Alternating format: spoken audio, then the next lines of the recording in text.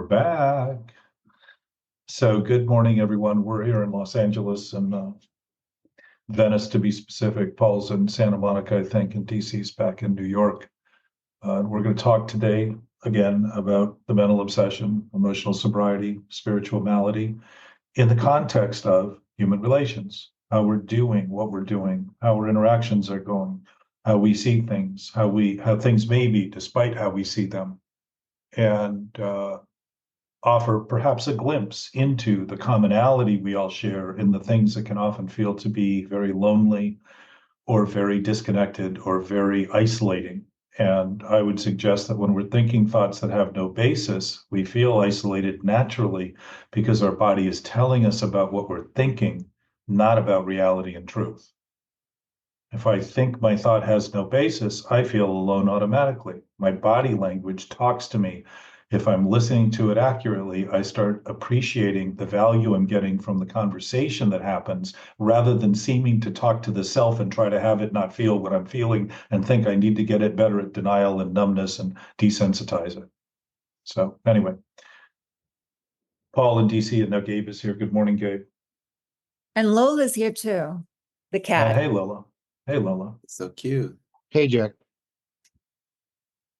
So Paul, talk, because it's so similar to what DC has gone through with a person. We'll identify them as a person so that there's no potential overlap or identification that could potentially harm someone or give them the impression their feelings have been hurt.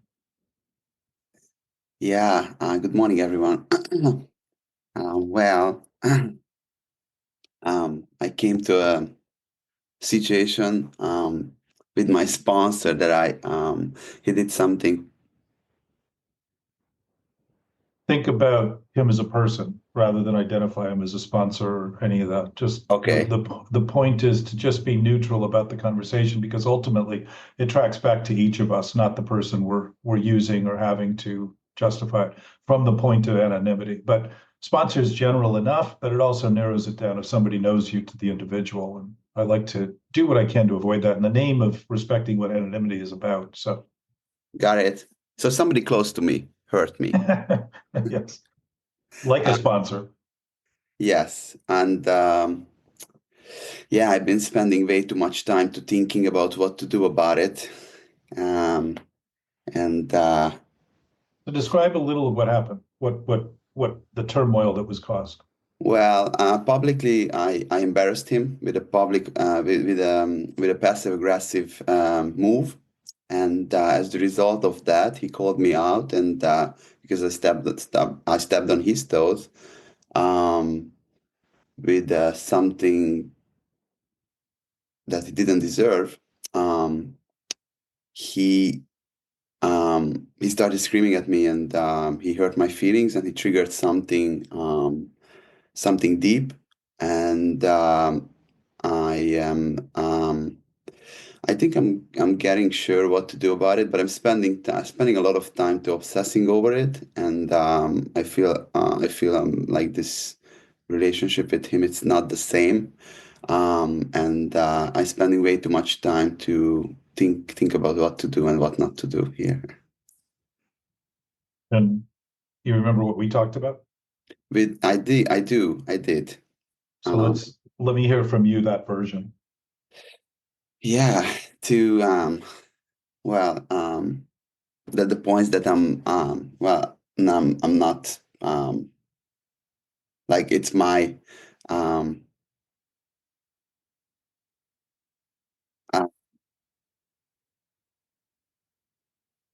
how can I say this? I feel like a newcomer, really newcomer here. Me too.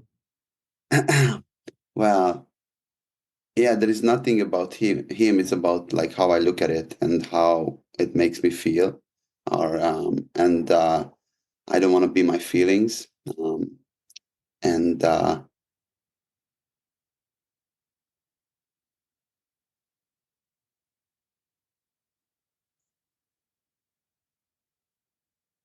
think genuinely just standing up for myself, it's really hard, and I'm going back to this.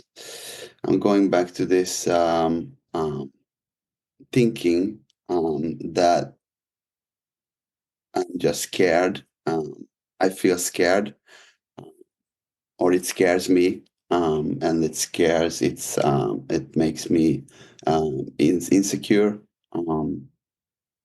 and yeah, it makes me inconsiderate. And what do But you then think what is it that's making you? myself, my thinking, Yeah. yeah, and I think I'm getting more precise what to do, because if since I brought you in this conversation, or I brought you in my insight, and I brought God in, I think I'm getting more precise what to do about it, and what is the right step here. Um, yeah, So one of the things, so he thinks you hurt his feelings in public, right? Is I'm gonna have to step. that right, Paul? what was it? Tell me again. He thinks you hurt his feeling in public and he was angry. Yes. And then you think he hurt your feelings by getting Yes. angry. Okay. So whose feelings do you think are hurt? I'm mine. Yeah. Both. But So the twisted nature of obsessive thinking is thinking that a lie is true. And to think that a lie is true is to think that what's false is true, or what is true is false. So it's the opposite, in fact. So this idea that other people hurt our feelings, when in fact other people are triggering or giving us a chance to notice the hurt feelings we have, it's a very different approach to dealing with those feelings. Because now it's not his fault and you're not his fault.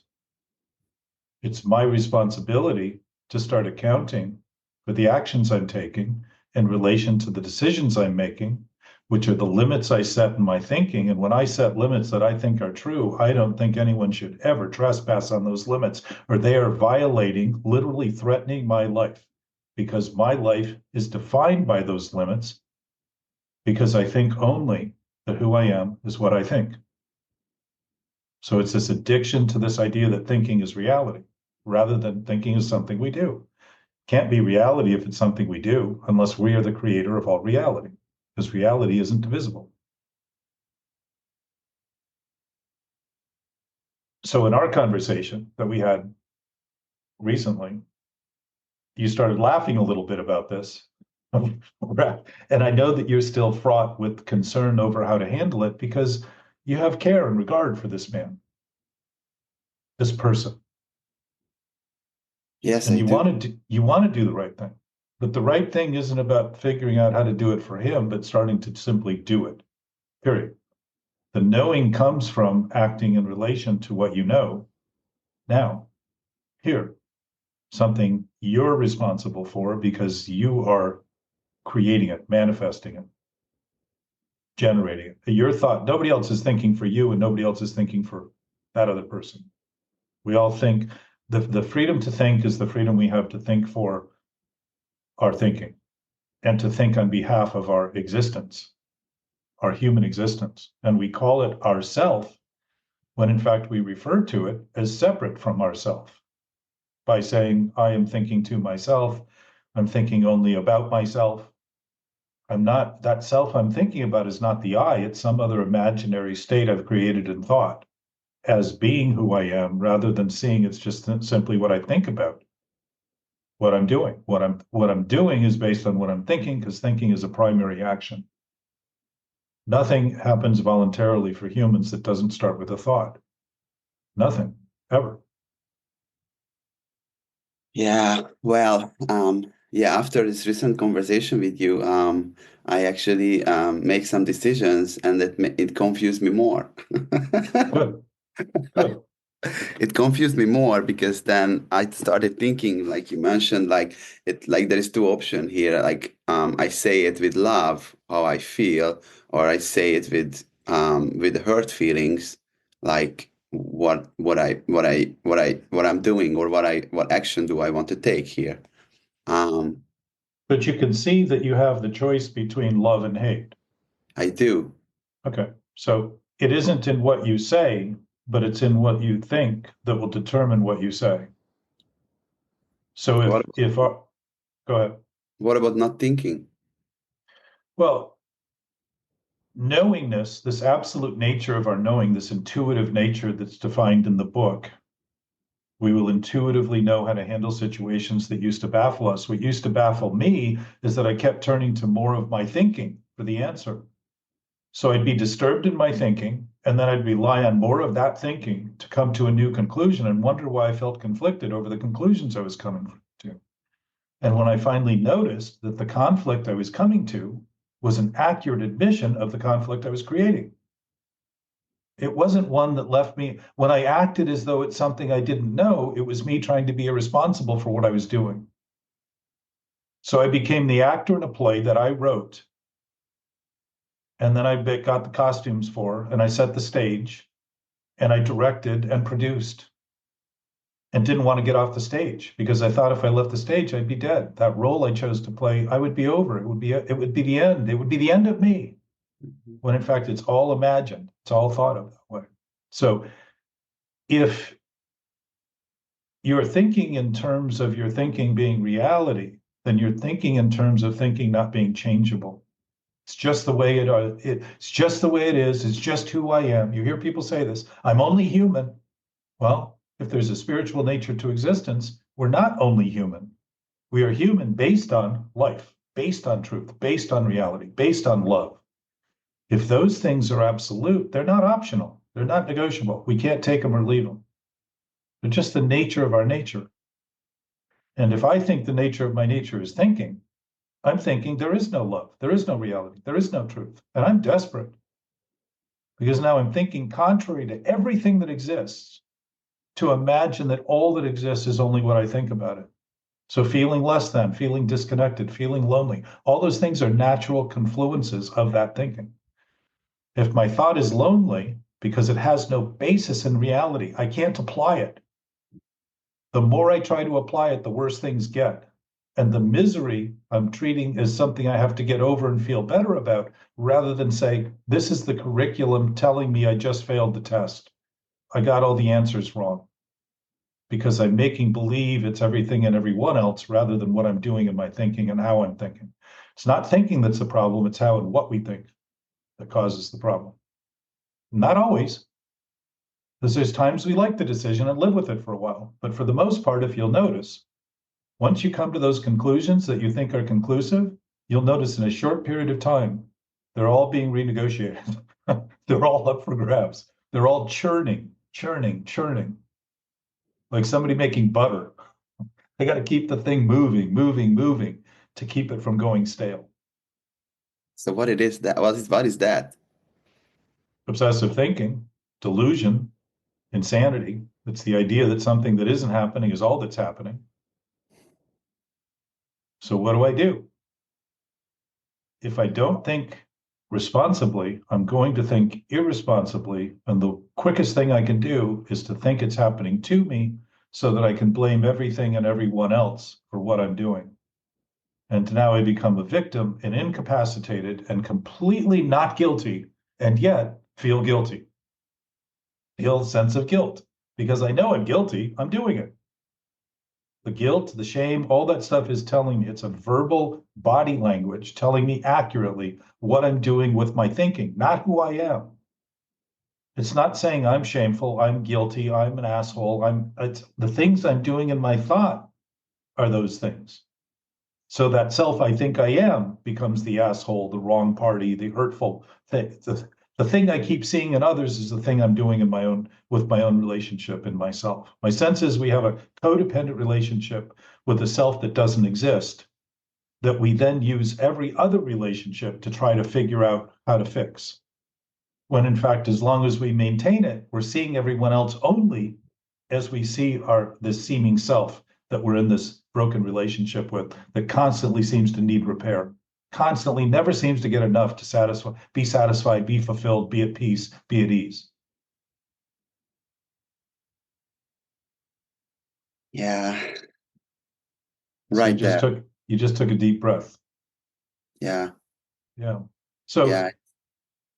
In the concluding of it is the beginning of realizing that we never think of things conclusively. Anything I come to a conclusion of that is just a thought is always going to be up to the next, it's always going to be available to be changed. We can always think again. So if that's the case, and I don't know what to do, I know that I don't know what to do. I can admit that. I know that I'm thinking that I don't know what to do, and I can admit that. And I can start having things that are, regardless of whether they're delusional or insane or stupid, I can just have them. Say, okay, they're happening. Well, if they're happening, I must be doing those things.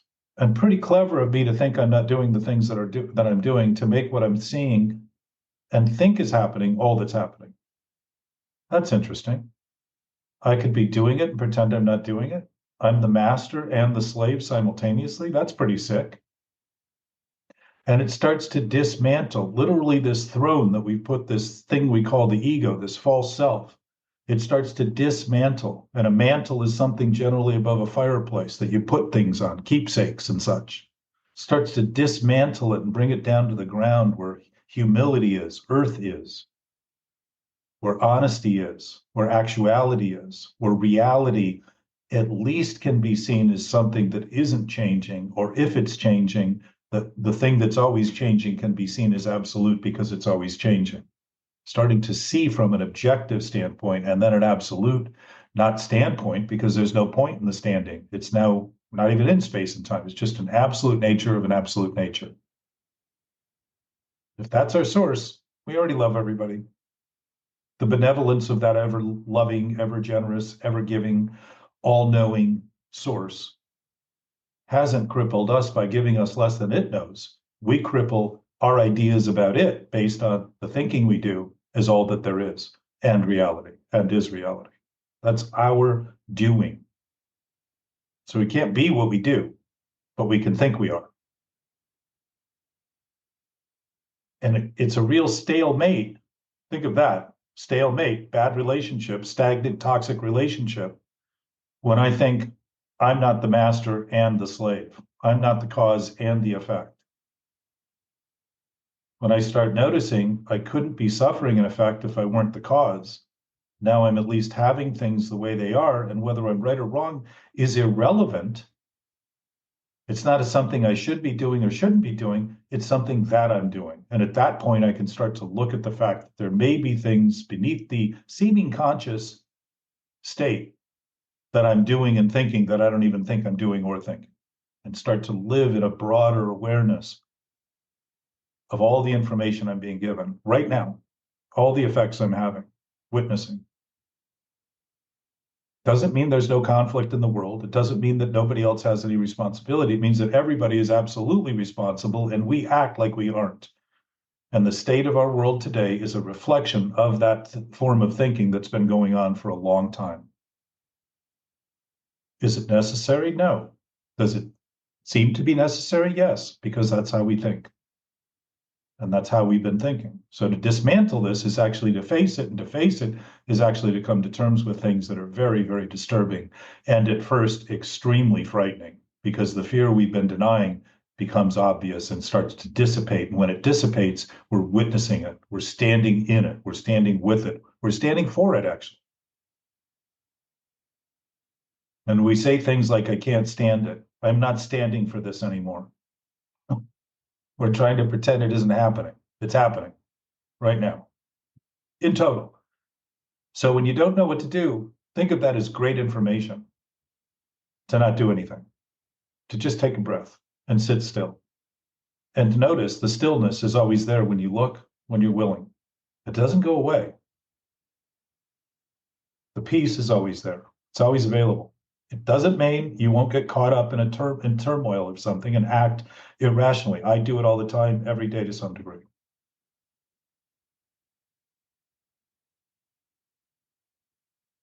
So maybe not all the time. I have moments, but yet those are just thought. That's not reality. It's just a thought-provoked manifestation of experience. The absolute nature is there. DC and I talked a little earlier about the fact that we wouldn't, and I think you and I talked about this, Paul, We wouldn't suffer. We wouldn't feel dislodged. We wouldn't feel the conflict if we didn't know better. That absolute state of being is our reference point for when we're disturbed. When we're aligned, it doesn't feel disturbed. It feels inspired. It feels awesome.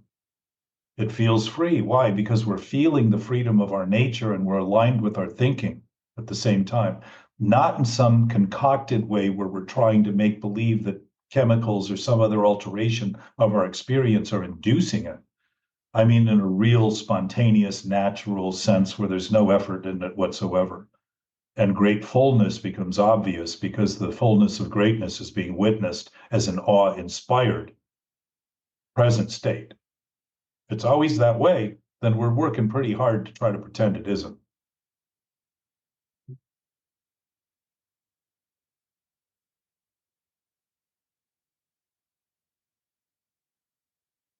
Big gulp.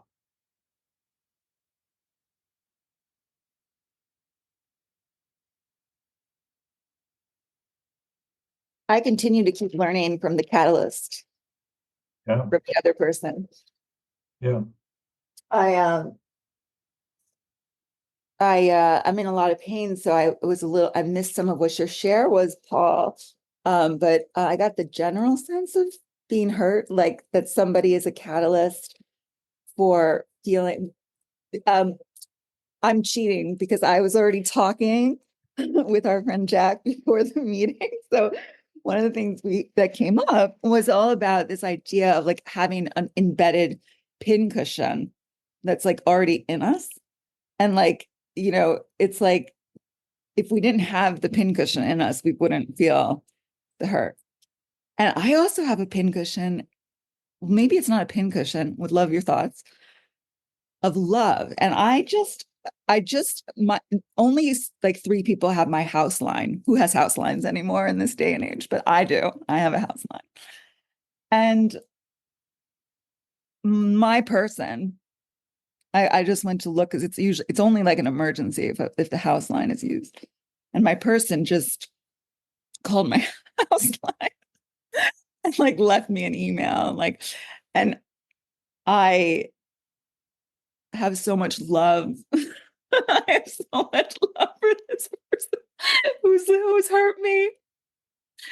He's hurt me, and I don't know what to do really.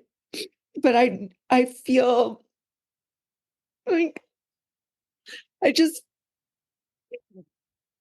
just happy to feel the like we talk like that oceanic feeling of like really like love, like there's like so much love, and it's this person is a catalyst to feel that love, and it's directed in my mind towards him.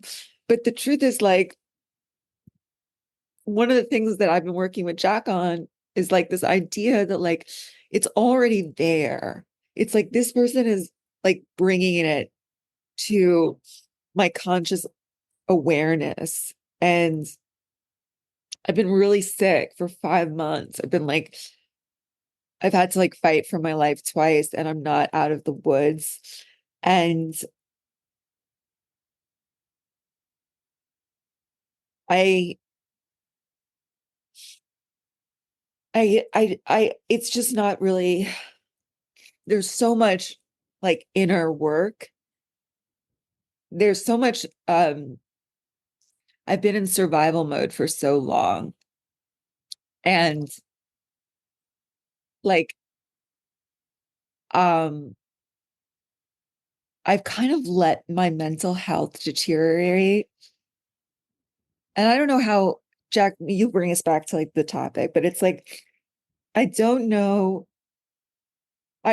What I'm striving for in this day is like some mental health. And like the first thing that Jack and I were talking about, Jack advised, it's like realizing that like my mind, like it's not like to minimize it, because the mind is like, I'm not going to be minimized, but like this idea that the mind is in charge and that it has power over me, and that like it can't let go. It's like it's not letting go of like a cycle of negativity of like he did this, like, oh, I love him. It's not even it's just so far. It's really loud. It's really fearful. A lot of this is not my person. My person like brings out like my heart and everything like that. But um they also they bring out like a lot of the mental obsession or addiction. And like, I don't know, it's a very tricky day. My sense is, and we'll go back to what we talked about earlier too, the idea that they're bringing it out when in fact we're just getting perspective on what we can't seem to see because we've never really looked honestly, is similar to the fact that our eyeballs, we never look at our eyeballs. And yet when we open them in the morning, we expect to see. We just have a natural association to the fact that when my eyes are not closed, I see. So I open my eyes in the morning and everything is there. I never see my eyeball. So the idea of having my own thoughts, there's a good chance I'm somewhat myopic about my thinking. And my real relationship to my thinking is the relationships that I have. All these sails that are being set in ships around me that I'm relating to, right?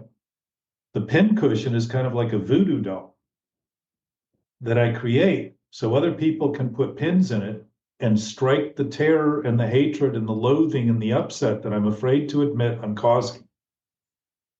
And what would sitting on a pincushion be like? But very, very uncomfortable. Just like that feeling, and both of you have asked me the same question, how do I sit with it? Because the impulsivity becomes really obvious when you start. Reactivity leads to impulsivity, leads to compulsions. So we're looking for a distraction. We're looking to continue to use this mastery we've developed to try to avoid what's happening and pretend it's not happening, when in fact what we're doing is desensitizing. We're freezing our body's ability to function. And when you freeze something, the whole atomic structure starts to go very, very slow. There's no heat. It's really what precedes death. It's a death wish. We're putting our body to sleep, making believe that we're awake in some new concocted way. We're getting numb. We're thinking we need to feel better about what's worse rather than feel the worst that we're feeling. So ultimately feeling better, and you're describing it, you both described it to me. You're beginning to witness it is beginning to acknowledge the awareness of it. And we often use other people to help us in this. So to see that accurately is to thank them rather than think of them as the one causing it. We start to say, oh, they're giving me a view into something I can't see, just like we might thank a mirror for telling us that I put my, if I was a woman and put eyeliner on my forehead and I put lipstick on my cheek, I might be happy for the benefit of a mirror saying, well, you thought you did it right, but here's what you actually did. So we have reflections in our thinking. They're mirrors of our thoughts. They're giving us perspective and distance so we can quantify and adjust and notice things within this relative experience we're having. And I would say the relative experience is foreign to us because our nature is spiritual. It's not in a relative form. It's a knowing form. It's an absolutely peaceful form. And this whole concocted thing that we're doing within this relative situation can feel very, very foreign and very feeling very displaced in it. And the displacement is the idea that I'm not learning from what's happening. I'm trying to refuse it and trying to deny it and trying to pretend it shouldn't be happening. While everything that's happening is always happening. And I'm spending my life trying to think that it shouldn't be happening. And that the more I do to think it isn't happening, the better I am. But I'm really developing a delusion that's all that's happening is what I think of things. There again, I'm just reinforcing this idea that we are what we think. And that we are just bodies as a result. When I think that way, I begin to believe I'm in thoughts. And the blindness and loss of perspective when you're in a bubble is that everywhere you look, you get a reflection that's convex to your location. You seem very small and in the distance. Where if you're outside the bubble and look, it's the opposite. It gets bigger. So the bubble is subjectivity. The extent of the bubble is where objectivity begins. And if we can begin to notice that we're in a subjective objective relationship to everything, and those things are simultaneous all the time, because whatever my bubble is, what I might think is the end is really the beginning of everything else. It's everything else that can be seen. Like the sailors who saw the horizon as the end of the world. And once they started sailing, they realized all this stuff had been there the whole time we thought nothing was there. The whole time we thought doom was over the edge, and the edge we could never achieve. You can't get to the horizon because it always moves away on a sphere as you move toward. You can never see both halves of a ball. I mean, think of that. Hold a ball, you can spin it around, but whenever you're spinning it, you're only seeing half. And we don't think the other half isn't there, but when it comes to thinking, we think exactly that. All that's there is my subjective thoughts. That's all that is. That's all that are. And I'm going to rely on it and continue to hammer down the idea that all I need to do is think more about my thinking and I'll fix the problem. When if the thinking is disturbed, I'm going to create new disturbing problems. And that's possible for all of us all the time because we are free to think what we want. We are free to think that what isn't real is real. And we are free to think that we don't want what we have. Those are all possibilities. And what's happening shouldn't be happening. Well, what's happening is always happening.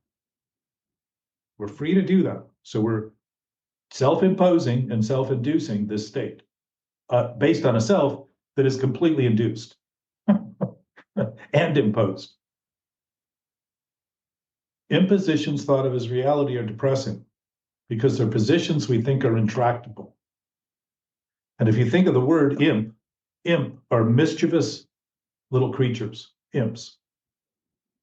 And impositions are just little mischievous positions we take to make believe that we can cement our feet in the ground once and for all and finally create stability when in fact our ground is always spinning. We're moving at millions of miles an hour right now, acting as though we're still because everything is moving simultaneously with us.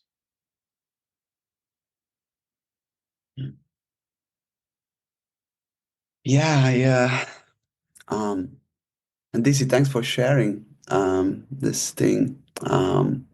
What's going on with you? I'm like so new to actually talk about my feelings and talk about my thoughts as well, because I'm just trying to figure out my own all the time, or just not being open fully. And I think I'm just getting into a habit to actually not acting out on that, or just seeing the pattern that when I act it out on and just share it. I'm just so new to this because I used many different substances before to like just didn't know how to sit with the feelings, and I didn't know what's wrong with me.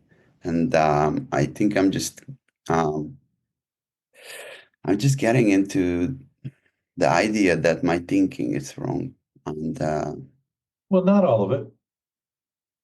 yeah. Keep in mind, it's not the brain or the thinking that's the problem. It's how and what we think that's the problem when we think it's reality and we think it's true. That's the problem. That's the transition. If you were trying to do math and you thought you knew that 2 + 2 is 9 and kept having trouble in math by maintaining that idea, you'd be doing exactly what we do every day by making believe the thoughts we have are true and not noticing that we're creating the effect of that seeming impossibility and that conflict and the mental anguish and the emotional turmoil and the inner conflict. We're creating it. Now, it doesn't make it real. It just makes it a difficult experience to endure. Just like a dream isn't real in a real sense, it's imagined. But when you're in it, it feels very real. So when we're in the thought, because we think we're the thought, because we think the thought is real, we think it's real because the pain feels real. It's interesting that few people say, I know it's real because I'm so blissful. They use pain generally to justify the reality of it. I'm so distraught. I'm hurt. I'm so at odds with myself. We say the words accurately to address the thinking. You and I talked about this the other day, Paul. If you write down the words you use about how you feel and look at them and associate them to your thinking, you'll start seeing that the things we've been, you said earlier, my feelings aren't real or something to that effect. Yeah, sometimes I cannot even differentiate my feelings and emotions and my thoughts. It's just, They're all the same. yeah, Yeah, I mean, you don't have just, to create a division among something that's happening simultaneously and together, right? yeah, We do it as though we're going to break it apart in pieces and then wonder why we feel alone. We become divisive. We're creating fights over understanding things that we misunderstand and call that understanding. That's a major conflict. yes. So if you write down your thoughts, just the basic thoughts you have about yourself to begin with, and we talked about this the other day, Paul. If you write down the list and then go through that list a day later and start noticing, or sometime later, that the thoughts you're having are relating to your thinking, or the feelings you're having are relating to your thinking. So I am feeling conflicted. My thought is conflicted. I don't know what to do. My thought is not providing me any valuable information. My thought is empty. My thinking right now is empty. What am I thinking? Empty thoughts. What are empty thoughts? Lies. Things that have no substance. They don't have a denominator. They're just all numerator. The denominator is zero. So what does that make the numerator? Nothing. What do I think it is? Everything. Because I'm focused on thinking the effects I have nothing to do with. So I'm obviously admitting, I know that I'm suffering from the effects, but I claim I have nothing to do with it. So I don't want to admit I'm the cause. That's how it starts. The Holy Trinity. I have nothing to do with it, meaning I'm not responsible for it. Second function is it's happening to me. I can't do anything about it. It's happening to me. I'm out of control. I'm a victim. Third thing is, well, I guess I just have to keep doing the thing I know to do, which is the same stupid thing I've been doing to get to there in the first place. It's just a regurgitation of the same food. That works really well with cows who have 7 stomachs. We get seasick. What was the That, third? What was the third one, Jack? that we think it's the only thing we can do, which is exactly what addiction is. What's the alcoholic thinks? All they need is a drink. The drug addict, I just need some more heroin. I just need some more pot. I just need some more of this. We create the scenario and then act as though we had nothing to do with it. So who's going to fix it? Nobody, nowhere. We feel hopeless. And think of that. I feel hopeless. I'm right.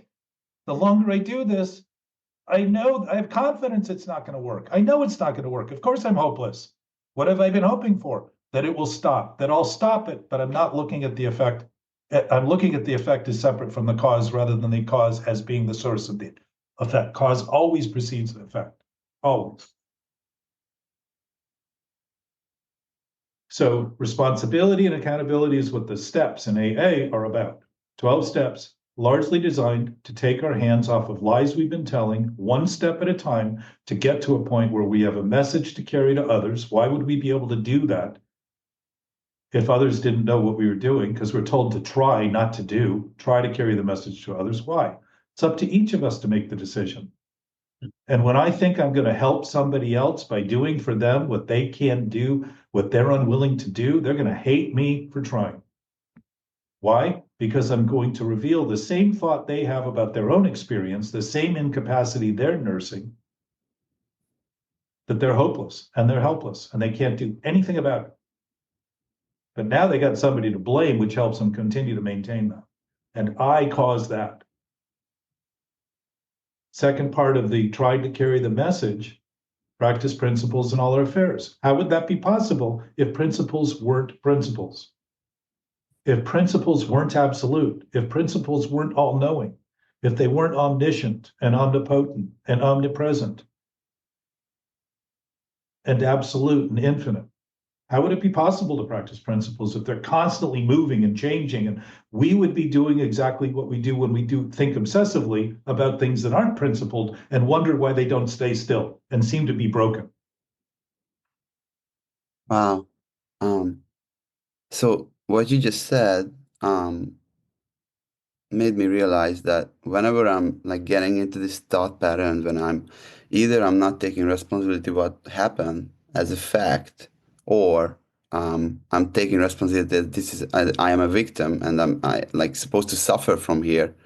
because I that's my alcoholic thinking gets me there to like, oh, what can I do? The best things like I learned, like what can I do to pick up something? Feel like to change the feelings. Yeah. So you're not, if you're continuing to cause the feelings and then think your job is to change the feelings, you're going to do that forever. And I would suggest humanity has been doing that as long as humanity has thought that individuals have the authority to rule over other individuals and kill people who don't agree with them. We've been doing that through human history. That cycle has gone on, and we call it human nature, and it's not. We've turned unnatural into natural. We've turned disease into health. We've turned misunderstanding into understanding. It's not true. It won't be true, and we will continue to suffer to the degree that we make believe it is truth. It is reality. Reality and truth are not make believe. There are no victims whatsoever. There are no secrets whatsoever. There is nothing hidden. There is nothing unavailable. There is no shortage. There is no lack. There is no scarcity. None whatsoever. It's all imagined. There's no time or space in reality. Now, that may seem too deep to understand, but the depth of truth and reality aren't deep at all. They're very much in reach. They're very superficial. They're very much available. They're absolutely our state of being right now, and it's why we know when something is wrong. As a species, we certainly could claim that we're clear about what's wrong. We don't all think the same thing that's wrong is wrong, which is what we fight over. But we certainly seem to have a pretty good indication of what was wrong. How could we possibly know that so well and fight over it so viciously if we didn't know what was right? Collectively. And I mean right in one way, the only way.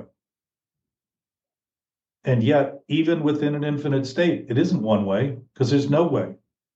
It's literally something that's so impossible to quantify because it isn't about quantity. It isn't about more or less. It isn't about not having or having. It's about a present state of being that's never been any less than it's always is right now. Right now. It's always been that way. It will always be that way because it isn't dealing in space and time. It's always new. It's always fresh. It's always every possibility is possible right now where we are as we are. Period. Right now. So when I launch from this pad that I have that isn't even a pad and create a pin cushion to sit on and wonder why I can't sit still, and then people keep pushing the pins up from the bottom side and make it even more difficult, I'm setting the stage to be able to come to terms with what I'm doing and then using others to blame so that I can avoid doing exactly that. I'm using them to say, well, they're doing it, they're hurting my feelings, when in fact, I've been ignoring the feelings that hurt by making believe my job is to feel better about them and get over them, rather than say, hey, my body's giving me a language, domestic language, a body language. And I think of it as something to escape. I think of it as foreign, and I think of it as something to escape rather than to value, rather than to say, this is the curriculum. These are life's terms being identified for me. This is my chance to look squarely at what's happening, rather than think of it as something I need to turn my back to and run like hell. I think also if you're here, Paul, then you're not a victim. I mean, like I want to yeah, like you're not a victim because you're seeking understanding. And if you can create understanding from your experiences, or if you can create more of yourself from your experiences, then you're not if these things that we're talking about are accurate, nobody's ever a victim. It's all a hallucination. It's literally an imposed condition that we're creating to justify the thinking we're doing that we don't want to admit we're doing. There are no victims whatsoever. If responsibility is at the heart of, if it's absolute for everyone, everywhere. That means there are no victims whatsoever. If light is the nature, identify as victims. What's that? It's easy to, I think in a specific, like it's easy to identify. Of course it is. Because we've identified who we are is a collection of thoughts that we continue to try to define. And they're continually having to change because everything we do seems to fight them in some way. As you talked about earlier, the brain seems to have its own way of going. The brain well, it isn't the brain. It's my use of the brain that's doing that. It's my choices that are occurring in that conflict. that are causing that conflict? Yeah, I actually just I used to be the victim all the time, and I used to get there to like setting up the whole situation to like, all right, how can I be the victim here? Because it's a great identity. Used to be, not anymore. And then yesterday I was just I was obsessing over how I'm usually doing, and how I'm not going to set myself up as a victim here, because I Well, so used to. notice when we're talking about principles, you thought you were a victim. You were never a victim. Yes, I Now thought. that helps to identify the delusion that we could be so convinced because the experience seemed like we were victims and it appeared like it, that we're relying only on appearances. We're relying on how things seem, not how things are. That's what the projection of this idea of self is. That if we can project an idea of ourself, which is really just an idea, that we become that self we project rather than a projector of that self. It's just imagined. It doesn't mean we can't do that. It means that when we think it's reality, we have now taken that thing we projected that could be a beautiful idea and turned it into a hellacious, horrible experience because it's filled with fraught and fear because we know it's not true. We absolutely know it's not true. And the horror is that we are the actual source of the choice being made to create that delusion. That's a very confronting chance to look face first at the face we've made up as not being our face at all. And when people conflict with our ideas, we think our life is being threatened because we are under the threat of that idea of life 24 hours a day. And anybody that gets close to it, we're going to use as quickly as we possibly can to claim they are really fucking with us. And they are threatening our life. And that every ounce of dishonesty and insincerity that I have developed in my body that has been held as tension is going to explode in those moments when I finally find the person I've been looking to blame so I can volcanically erupt, overreacting completely to the circumstance to finally admit the pressure I have been building by denying moment to moment to moment the honest awareness that I have of what's happening. I become a toxic time bomb waiting to explode. And look around and you'll see people exploding on all levels of society by abusing and subjecting people to their ideas at the cost of any sanity, of any healthy, benevolent idea. It's easy to find, especially when you're the cause of it in your own experience. It's really easy to find then. To want to see it clearly is to actually identify it absolutely with our own experience, to see that I'm part of it, I am allowing it. My lack of influence is conceding it and promoting it and allowing it as much as anyone else is. No one more, no one less, in an absolute principled view. That said, it's heartbreaking to even think of participating at that level. And so what do we end up with in relationships? Heartbreak. We look for the people to help us see the things we're unwilling to see. And then we say, fuck you to them rather than thank you for the opportunity. We take them and abuse. Very like we started this morning out and it's like kind of like fuck you, but like I don't know. No, it wasn't this morning. I think we started yesterday when I was talking to you and I was like, he did this, right? My person did this and this and this and this. And then I just was like, I I talked to a friend, and we drafted a really loving letter, like a really loving letter. And today I'm willing, like I guess it's my brain that's willing. My heart feels very open. And I feel just like, besides being ill, I also feel like there is that consciousness of like, thank you. Like I see, like, I understand that I'm not, no one's doing anything to me. Like, no one's doing anything to me. I am just over-identified with my mind, over-identified with a mind that is scared, Let's say brain. brain, So we begin over-identified. to think of it as the brain is really designed to run the body, and the body is where the somatics are, the diseases, the feelings, the emotions, all that are living in the body. They're not living in the spirit. And I gotta be honest, like what I really need my brain to do today is work on the problem of my health. Like, all the other problems in my life, which aren't, they won't be there if I'm not there. Like if I don't get healthy, if this infection continues to get worse, or I wind up back in the hospital with sepsis again, like I'm not gonna be here. I won't be able to enjoy your company. I won't be able to like come to it's We'll think of you. thank you. We'll be with you. But no, like for example, eating is a big deal, right? So like I want to say brain. Yeah. What can we do? What can we do to get a nourishing meal later?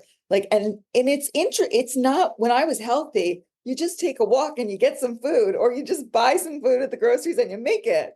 But there's like other things now, like I'm ill. I don't have energy. I don't, I have and there's a problem of like keeping food down. So what can we actually eat? Like there's these are things like I want my brain to be focused on this, and my brain has been focused on the person and the hurt, blame and the shame and the love and la la la la la la. And And consider that the stress in the body is what's not allowing the healing, because it undermines the bodily ability to heal. Healing is natural in a body, just like it is in nature. Nature can go through massive destruction and regrow. It's designed to do that. We are too. If we're not resting assured in our thinking, we're creating the debilitating effects of the cause of the inability to recover. And it's just like in sobriety.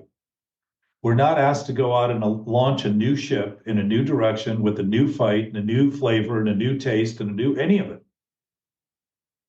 We're simply asked to be accountable for what's happening, talk to others, begin to help others, begin to interact in a way that would be beneficial. Somehow that brings some sense of calm and peace. My sense is it's aligned with how we're designed to cooperate, to give, etc.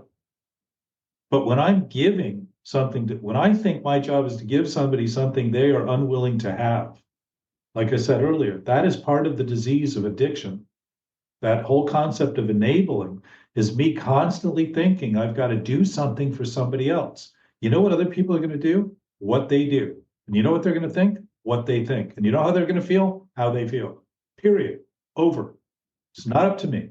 That's their experience. We've been given this freedom of will to have our own experience that we call our own, and yet we share with everyone, everywhere, right now, this moment, for everyone on Earth and everywhere in the universe is being shared simultaneously as the culmination of everything that's ever happened anywhere with anyone.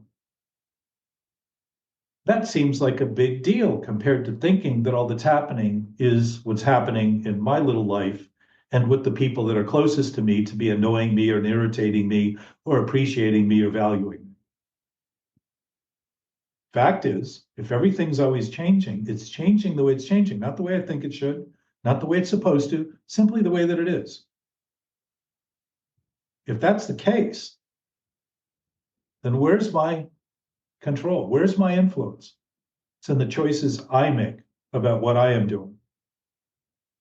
And when I'm conflicted and think I'm going to build on that conflict and settle it, I'm going to come up with a new design for conflict and think it's new, and it's not the old one, but the root of it is the same tree, and it's going to branch off in the same branches of knowledge. All that knowledge I'm going to develop is a new way to continue to do the same old thing, thinking it's new because I've got a new mask on. The ultimate nature is noticing that we always have known, we simply haven't thought we knew. We simply haven't conceded that the knowing aware, you just described it very well, DC, and the fact that you have, we think it's hypocritical to have two thoughts that aren't the same. Right? And we talk about people, oh, you're a hypocrite because you feel bad, but you do that thing. Well, that's not hypocritical. Those are options we have that we're freely able to choose. What's hypocritical is thinking we're not doing one or the other to make it look as though we're only doing the thing we think we should be doing so that we can project an image that gives everyone the impression that we really know what we're doing, when in fact, most of us look around every day and say, what the fuck is going on? What am I doing? What's the best thing I can do? How come this keeps happening? Somewhat caught in the crossfires of this analysis that isn't healthy because we're witnessing a lack of health in the analysis we're doing. Honestly, we're witnessing it. We're seeing it clearly. We're not talking about it honestly. We're talking about it as something that shouldn't be heard and let go of. We think the fifth step in AA, for instance, is often just with the sponsor. And once that's over, what a relief. I never have to do that again. But every one of those steps is giving us a chance to begin to apply them to 24 hours a day, 7 days a week, everyone, everywhere, which means everyone can potentially hear what I'm thinking. And when I simply tell them, I'm going to share a thought, I can tell them also, I don't know if it's right or wrong. I'm just going to talk about it.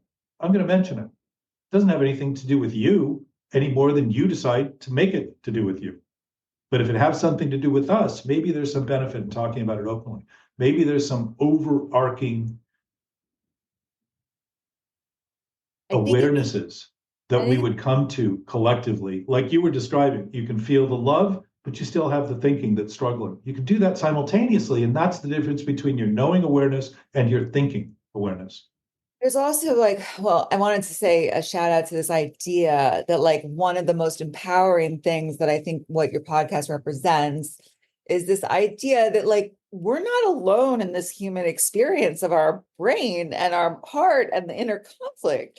No What kidding. we're talking about, Paul's going through it. We're finding, I feel like through this podcast, we're finding words to describe concepts and redefine how we address or relate to all of us, the whole soma, the mind, body, spirit, blah, blah, and having better, for me, my person that hurt me, right, and loves me and whatever, it is a catalyst for me to do better with my brain, but to do better with me. Words are hard, but Jack, you'll comment on this, but the idea is doing better. It's not about doing better in the relationship right now. What the catalyst is I haven't been doing no, forget about past. It's a catalyst to say, I could do a lot better with this entity, the person that is speaking right now. And I think human experience. I think it's actually it's a beautiful experience to just be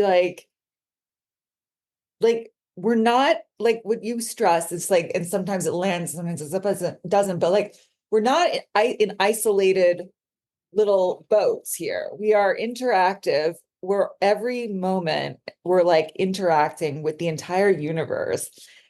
I have this yoga teacher who constantly reminds me, he says, you are not the doer. I'm not the doer.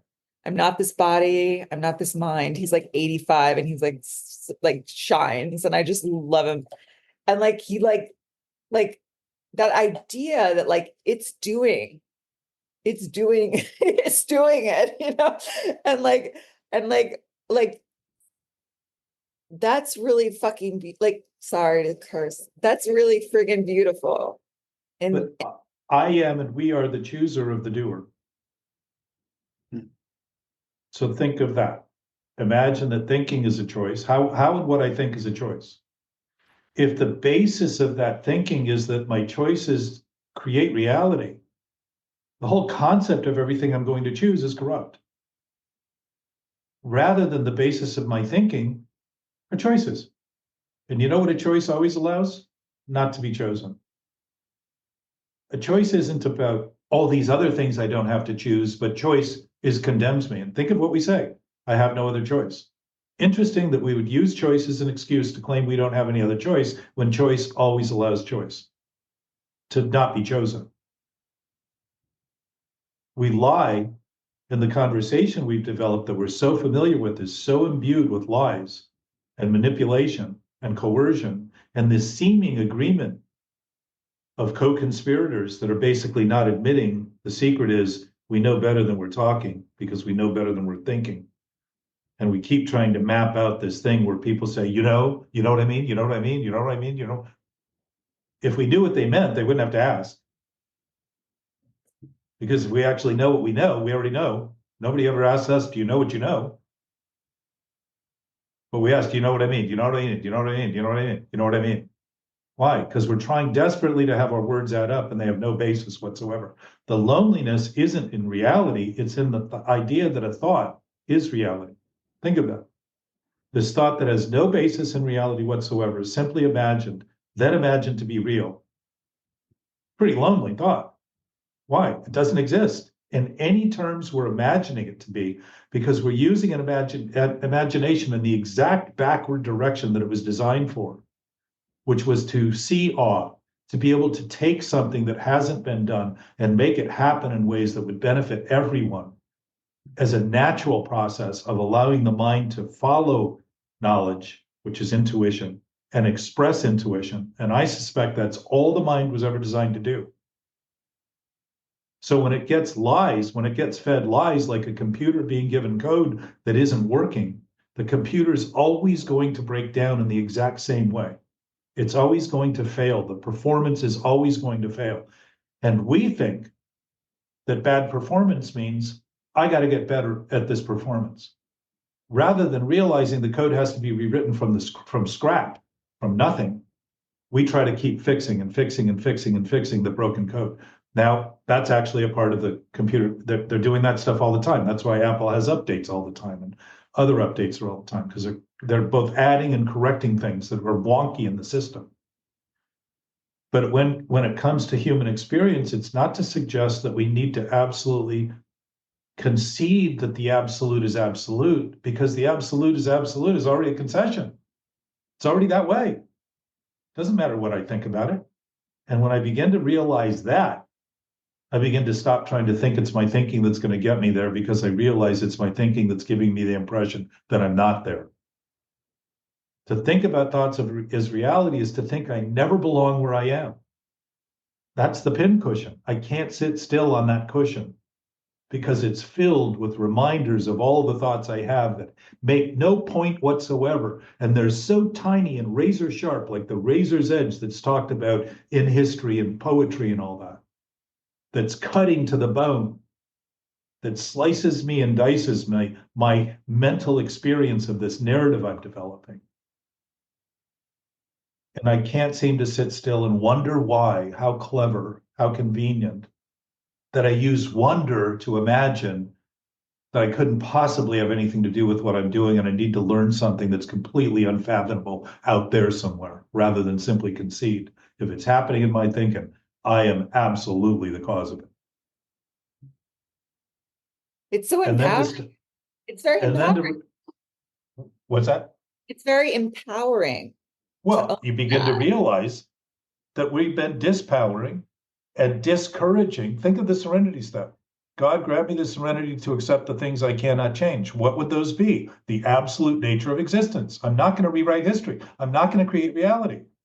So if I concede that, wow, what am I doing in the second part of that step? Grant me the courage. Why? I'm no longer discouraged by the discouraging thinking I'm doing. So what do I end up with? Courage. What can I do? The things I can do. I start operating on a functional basis, on a basis that allows me to perform and achieve the goals I set out to, because I'm adjusting along the way. Rather than fighting for the ideal I think is ideal and it's a bad idea, I'm actually allowing my environment to guide me and direct me and allow me to be flexible and adjustable as I go, like a sailor at sea, adjusting to get into port. He thinks he knows what the current's doing, but where he is telling him what's actually happening, not what he thought might be happening. That flexibility, talk of yoga, is largely what that's about. It's about unwinding the body from the tension created from the thoughts. There's no tension in our body that isn't coming from a thought. Well, there's pain. But what do you think those thoughts are that are unreal, that are thought to be real is pain? We're manifesting an absolute mirror image of what we're creating and thinking of it as something separate to claim it's real. Well, what do you do? I mean, I actually have like, Pain. actual like inflammation that's like shows up at Yeah. CAT scans and hematomas and stuff like that. Right. I mean, there's like real pain that's not mental pain. It's just pain in my body. Guess where the pain registers in your whole body? In my mind. Your brain. Yes, You ever but notice when you stub your toe, it takes, or if you hold something really hot, it takes a second? that's to the feel it? proper use of the brain, though. The brain, like pain is supposed to show your brain that something's wrong. So you need Exactly. to care of the, like for me, like today, I was planning on doing a lot. We talked about this, Jack. I was like, I'm gonna do this and this and this. And then like the pain started hitting. And I'm like, well, I'll probably stay in bed all day now. And it's like, and then like, and there's a middle ground, obviously. Well, no, there's not, like, honestly, this is one of the biggest things for me. Why pain? Let's say pain is a person, because it kind of is at my like level. And it's like, it hurts me. It hurts me, right? It doesn't, it hurts my, It hurts your persona. it hurts my persona. DC, right? Like I have like a very optimistic, elevated sun child kind of vibe going. And I kind of see myself as that. And it's an expansive enough persona so that like I can grow in it, and I'm always looking to grow. One of the reasons I like am attracted to this to Jack and the podcast and like in general, like I'm looking to grow, I'm looking to evolve in this lifetime. And like pain is an amazing teacher. Like when you talk about like another person as a teacher, but like bring it back to like, let's bring it back to just this idea of like physical pain as a teacher, because what it has done for me is like erase, Jack, because I'm going to use what you said a little bit a few months ago. I had a chalkboard full of things, right? Like full of like goals for the next like several months. And basically a few tragedies happened to my physical form. And the chalkboard got erased. And like, I still think I should be like, my brain, my ego, I would call it an ego. Like, it's like, because it's a sense of self that I'm holding on to tightly. It's saying, I want this to happen. I want that to happen. I want that to happen. But it's not in touch with reality. Reality is like, this is maybe too much information, but I have like 5 months of an infection. I still have an infection. And so I'm not like healthy yet. And like resting, the first month out of surgery in the hospital, I wasn't resting. I was trying to get back and it led to a setback. So now my strategy, or I'm trying to like listen to the pain, and I'm trying to like, and there has been since I've been resting and like not trying to do and go and follow the brain. The brain sense of self is caught up. My brain sense of self is caught up in activity, and it's very much caught up in like doing and accomplishing and doing and accomplishing. And for sense of value, a sense of self. Consider right now that that's sort of a thing of what will happen, rather than noticing that you're already doing everything that is happening right now. You're already doing it. So you're doing everything you can be doing right now. So there's nothing in the future. And there's no lingering past. It's all here. It's all now. And my sense is the healing comes from being able to concede the most elementary aspects. And this idea that pain is the touchstone of growth comes from the idea that we have for centuries been denying what we're doing. To think of having to come to such pain to finally come to terms with, it's like near-death experiences. People seem to have these incredibly beautiful, if you research it a little bit, listen to it, read about it. There's on our weekly announcement, there's a thing on Netflix that was done about it. There's a guy named Dr. Bruce Grayson who wrote all about this. Before 1973, they used to think people were insane to mention that they had these experiences. And you can see the sadness and the pain that we have accrued as a species and act like we have nothing to do with, and that there's nothing we can do about. And that's not true. It's absolutely not true. The idea that pain has to occur shows how unproactive we've been and how reactive we've been for as long as we've been, to get to a point where we can finally concede something might be wrong when we've known it the whole time. And as we said earlier, DC, my suspicion is because we met at a point when you were at the beginning of being aware of this thing going on inside your body. Yeah. But my sense is I think it was September or August. I had just come from my first hospital stay and I was getting back to it. But my sense is when we open up at all and recovery really begins. And what do we think of recovery? We're taking back ground we've always had that we thought we conceded. Think about recovery. We're taking back what we've always had. We're starting to notice. When I notice it honestly, I start noticing the sickness and the thoughts and the decrepit nature of a lot of what's going on. And sometimes my sense is disease is a function of denial, because denial is a psychic anesthetic that we use falsely to make believe we're getting better, when in fact the body bears the tension and the pressure and all of the anxiety and stress that we're creating. It starts to build in it and it undermines the body's ability to heal. When I started becoming more aware of what I was doing, one of the things that I first became aware of was that my stomach had been sick since I was a kid. I felt nauseous, and I thought of it like seasickness. Think of emotion as moving. I'm trying to keep it all still. I'm trying to fix it. I'm trying to fixate not on feeling what I'm feeling and thinking that avoiding it is the salvation. That's denial, putting my body under enormous pressure. When you're able to reckon with a disease in your body early enough, there's a good chance for recovery. And the recovery in almost every disease, they talk about stress and anxiety being one of the problems. So what do they tell you to do? Reduce the stress and anxiety. Do we talk about reducing the stress and anxiety from the cause point of view? Or no, things we can do to treat the effects. Do more yoga, run more, eat better. All things we can do to minimize the effects. We're not talking about what the cause is.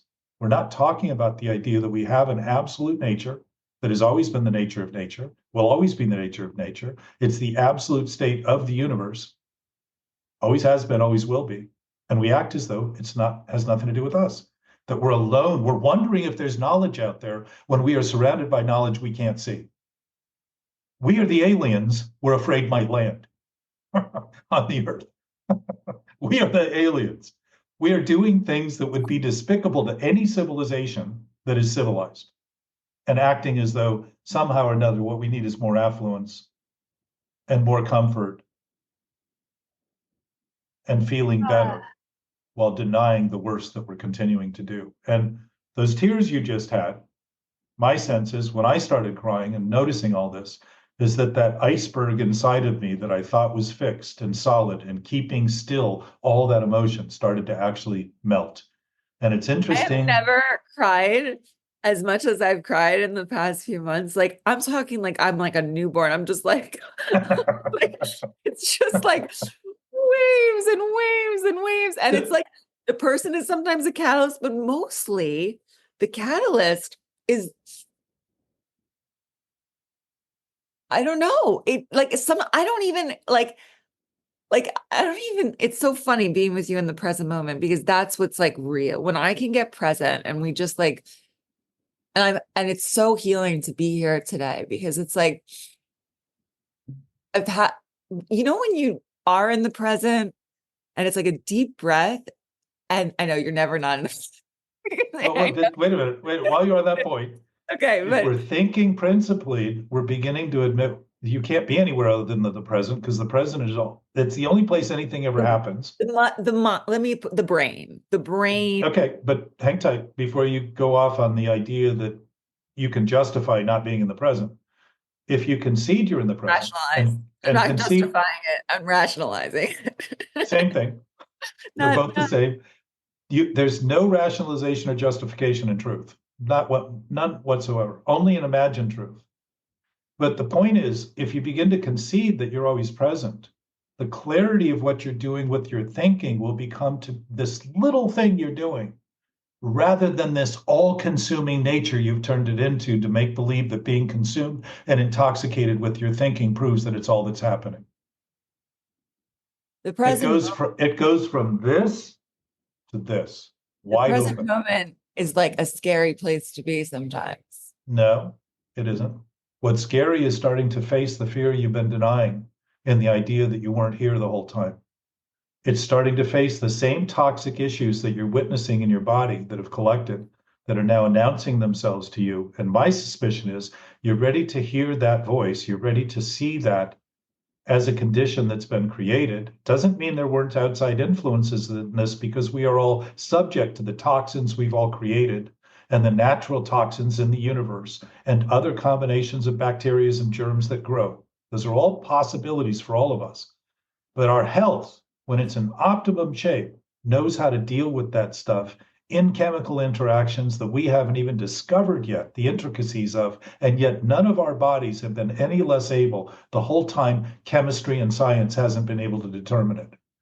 They're doing what they can, but the body is still doing everything it is absolutely capable of doing. And when we start basing our thinking on absolute premises and talking about it together and not excusing it or launching into the other direction of why we do it, we begin to actually eliminate the melting of the obsessive thoughts will happen immediately, and they will become laughable as something we thought we had to do, because you'll start to see there was something we never actually did at all. We were only imagining that we were causing that problem.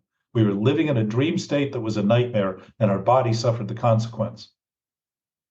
I'm like overwhelmed. I'm like, Well, let me point. Me too. When we start to imagine the infinite, the thoughts we've been defending get overrun by an awareness that shows they never had any place whatsoever at all. In an infinite state, there are no points, there are no places, there are no things. That sense of awareness is an identification that the boundaries that you've held so long and so far, in all respects, not just in one here, one there, are beginning to be overrun by an awareness that has never been limited by your thinking. All that's been limited is your thinking about your thinking being reality and limited. Yikes. I'm so tired. I don't even know. But yeah, what a spiritual workout. Well, consider, DC, you're starting to notice the exhaustion that you've been perpetuating to try to do what cannot be done with a body that was designed to do everything it can do in complement with everyone else's. I agree with you 100%. It's I feel very humbled by this experience, and it's to like a new perspective is that like this has been 5 months of my life, which isn't like my brain has been like, oh, this is taking too long, and it's like it hasn't even been half a year. Hi. Hi, Katie. Katie leaving. So yeah. Ruby's wondering when she gets. Hmm? Ruby was wondering when she can get back to the TV. She can take it now. Oh, she doesn't have these. Yeah. Yeah. She'll bring them next time. I'll see you later. Okay, bye. I'm back. So I never like left. oh. The exhaustion that like as my nervous system starts to settle down a little bit, it's it's one of those things with like the hospital even though I had a really nice room with a really nice bed and like a beautiful view, and it was a private room, I had I had 4 stays in the hospital, and the three of them were in a private room with a private bathroom and like a beautiful couch and overlooking the ocean, the river, and it was lovely, lovely. But it's like your sympathetic nervous system is in control. It's like there's beeping, there's nurses, there's blood, there's vitals, there's antibiotics, there's like constantly people coming in, and the sympathetic nervous system is like, okay, we're on, we got this. And when you stay in the sympathetic nervous system for long periods of time, it does lead to like just physically adrenal fatigue. Your adrenal stuff. So it's your imagination that you're staying in it that's causing that. It's Yeah. doing what it's doing. When it's left to do what it's doing, it's going to do what it's doing naturally, because it won't be inflicted by thoughts that are causing that. You know how they say that alcoholism is a disease, is an allergy to alcohol? And alcohol is all sugar. Every alcoholic beverage is sugar. Rice, potatoes, grains, barley, malt, all those things are produce sugar. They're all sugar produced, carb produced. So if my body's unable to metabolize that, and I think I can, what happens is it starts a proving cycle that the more I drink, the more I'm proving I can handle it. So I drink out of control to prove I have control. Doesn't make a lot of sense. Now let's apply this to thinking.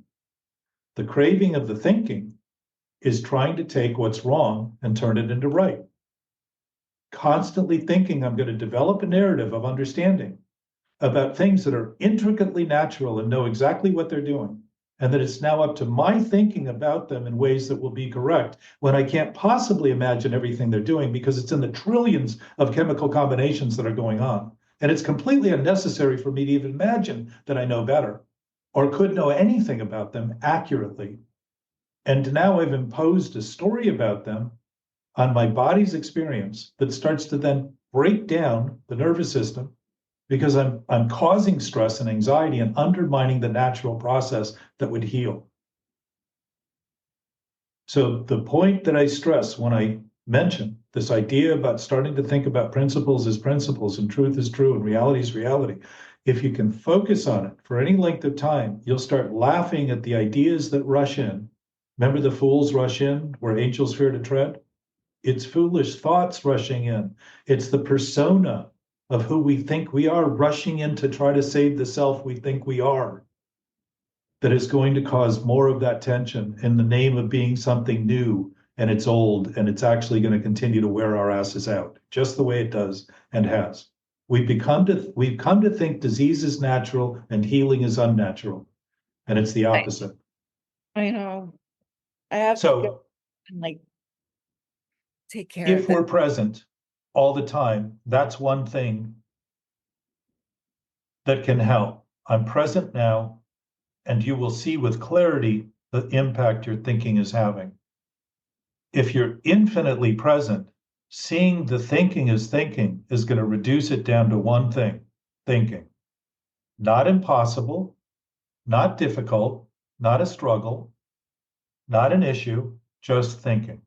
So if I'm thinking what I'm thinking and start noticing how sick my thinking is, just like with my drinking and my drugging, and notice that I absolutely have no obligation whatsoever to perpetuate it, because if I'm choosing anew momentarily, always, if I always have the freedom to choose, to think what I want, free will, then I'm always choosing anew. If I start seeing it accurately, I realize, why do I keep choosing this? That's pretty sick. And to see it fully is to begin to dismantle. It literally dissolves. It's not a new solution. It's not a patch. It's not a fix.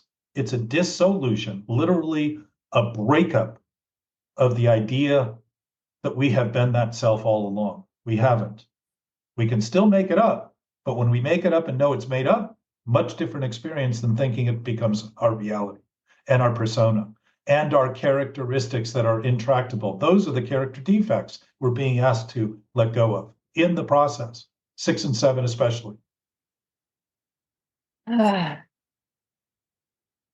So I want to challenge or invite in this conversation to start simply contemplating these absolute concepts as reality and as truth.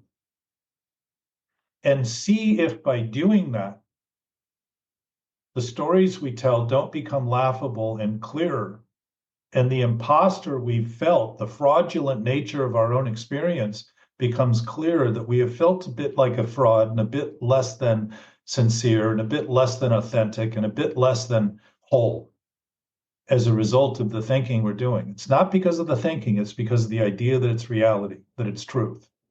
We're fighting for it. We're fighting for our life, we think, but we're not. We're actually fighting against our actual life form in the name of making believe we're going to perfect this idea of life as the self we think we are. It's insanity that's induced by the idea that our thinking is reality. It's simply a byproduct of reality, which means that thinking is a product of reality. And I would suggest probably designed to express reality, but not illusory, imagined reality. If I'm imagining reality to be imagined and it's actual reality, I'm no longer imagining it because I'm aligned with reality and the fulfillment, that awareness that you had earlier, PC, that sort of striking awareness that you kind of know in the midst of it, and yet don't know what to do with all that knowledge because it doesn't fit in any of the things you've been trying to hold as the buckets you've been carrying. And you feel overwhelmed, so you feel like you have a new excuse to go into action and try to stop it. Is just to say, wow, that's awesome. And why is awful full and awesome some? Think of that in our language. We think about it, awful is complete and whole, full, but awesome some, occasional, maybe. The awe-inspired nature of existence, if it's infinite, is endless. There's no amount that we can quantify that will ever be enough to grasp it. And yet, if it's the nature of our existence, there's nothing to grasp whatsoever. To concede it is the ultimate surrender. To start to have it is the ultimate awareness that we've always had it, and we've always been had by it. It's not something we can escape. It's not something that's an option. It's not something we can negotiate. It's simply the nature of nature, and we can call it whatever we want, just as Bill Wilson described. An understanding is fine of anything that is infinite. What he's really saying is anything beyond the limits of our thought will work. Why? Because it's dispelling the rumor all we are is what we think. The limits of our thought, the limits of the earth, for instance, do not exclude it from the universe. It includes it in the universe. It's the same with our thinking. We can have any limited thought we want, and they are a part of everything, everywhere, including the infinite. We're free to choose. And on a functional level as humans, that is what we're designed to do, to make right choices that are the best choices, not just for me, but everyone, in a way that intuitively begins to allow nature to be expressed through the actions we take. So the things that we do are so magnificent that everyone benefits and nobody takes credit, because credit is due to the nature of all of our nature rather than the individual who happens to be the one that comes up with the thing that's done. Anyway, love you guys. Love you. Love See you, you Jack. around campus. Love you too. Nice Good. meeting you. Nice to meet you, Paul. Thanks, Bye. Paul, too, for getting up. I know you work late on Friday night, so I appreciate you being here very much. Appreciate to having this. I'm gonna be a regular here. I feel like a newcomer. So do I. um, Peace. Bye, Thank guys. you. Thanks, Jack. bye. Bye, Gabe. Bye, Jack. See you.